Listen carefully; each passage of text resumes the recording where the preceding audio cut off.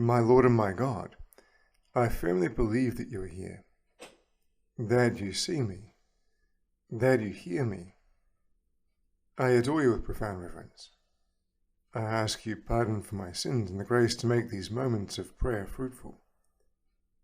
My Immaculate Mother, Saint Joseph, my Father and Lord, my guardian angel, intercede for me. When St. John tells us the story of Nicodemus coming to visit you by night, Jesus, one doesn't get the most admirable picture of that good man. It's not that St. John is trying to paint him badly, and I'm actually happy that he gave us this description because I think I've felt a lot like Nicodemus many times in my life, and I suspect a lot of other people have too. Sometimes you just feel like you have to hide your faith and not let anyone else see. Truth be told, I think Nicodemus is like the first example of a nighttime Christian. In his case, going to visit you in the darkness, but for others, going to visit you only in one's prayers at night, not feeling like we can be seen to be Christian during the day. The kind of thing where one longs to be with you, maybe like Nicodemus did, but feels they can't be with you in a real way in the day until they offer those few nighttime prayers they've always held, or at least that have never quite faded away. It's not a matter of even wanting to be showy with our faith. It's not wanting other people to see us waving a great big Christian flag, and even less of wanting to preach to people and tell them what to do. It's just a matter of wanting to feel like it's okay to be Christian in this world in which we live. So yeah, I understand Nicodemus well. I sympathize with his predicament, to be honest. Actually, if I'm completely honest, I sympathize with everyone who didn't get everything exactly right in the Gospels because I think I've experienced all those failures myself as well, and I suspect that most of us have too. So what do I see when I look at Nicodemus that night, when he finally summoned up the courage to go to see you? I wonder how long it took him to get there. I mean, just to get the gumption to pick himself up and go. Like, how long did he agonize and deliberate over it? How long did he weigh up the possibilities and think if it was really worthwhile? How much did he think what the others would think of him if he did? Would they mock him or reject him? And I can't help but look at him, Lord, in an almost comical way.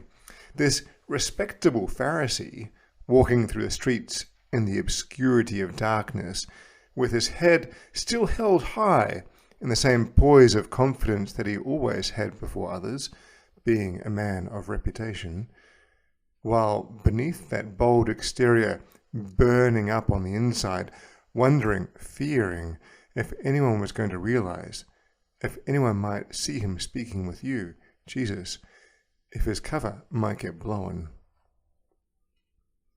That self of exterior confidence and of interior distress and uncertainty is something a lot of people can relate to, especially nowadays.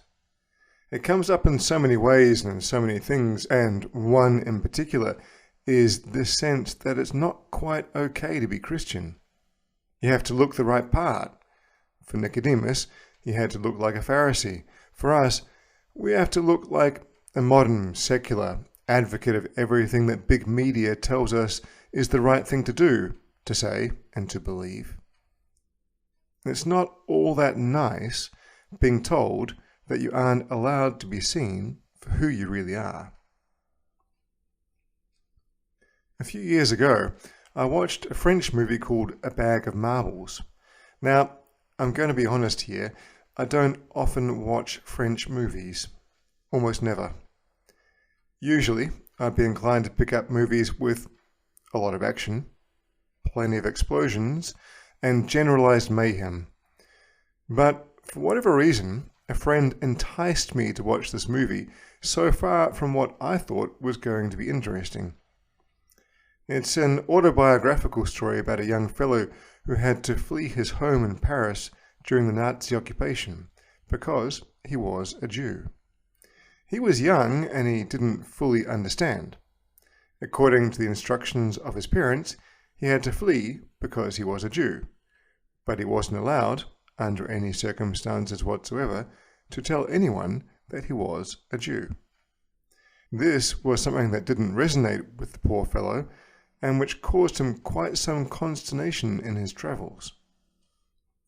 He went with just his brother, and as you can imagine, he went through no end of trials and adventures in his escape, and in everything that followed. Sometimes it seemed like everything was stable, only to find that it was rocked again.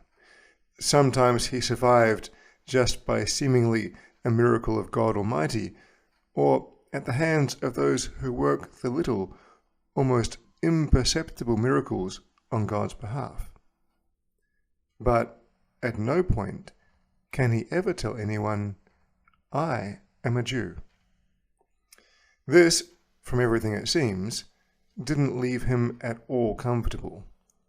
A bit like us, when we feel that we can't say, "I'm a Christian." Not for fear of Nazis, but for fear of shame or ridicule or any other such thing. So the poor boy had to survive all this time with this tension within himself, not ever being able to say who he truly is. All that, of course, until the end of the war.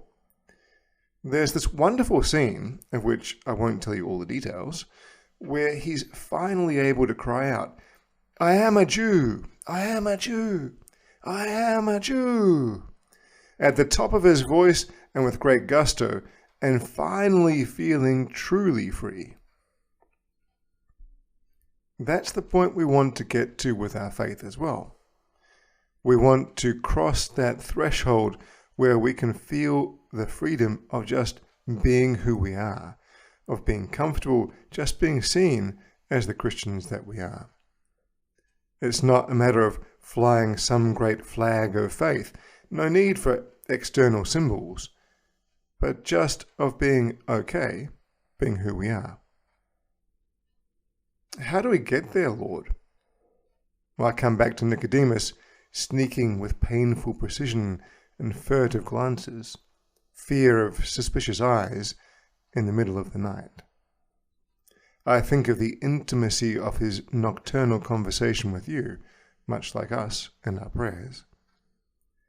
And I think of the months that passed before he had either strength or opportunity to show himself, when he saw you crucified and found that seeing you enter into the darkness of death, he was able to come into the light and claim you as his own.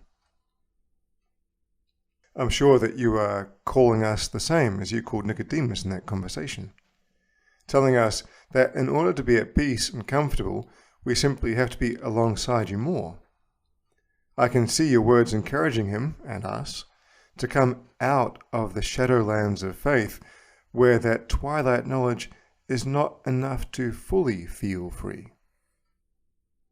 So help us then, Lord, to make a really practical resolution, to put ourselves alongside others who share our faith, and to learn with them, and to put ourselves close to you in even more constant prayer, knowing that if we do that, we will, like Nicodemus, find not just the freedom of being okay, being seen, but will also acquire that great gift of claiming you as our own in your darkest hours, when so few are willing to do so.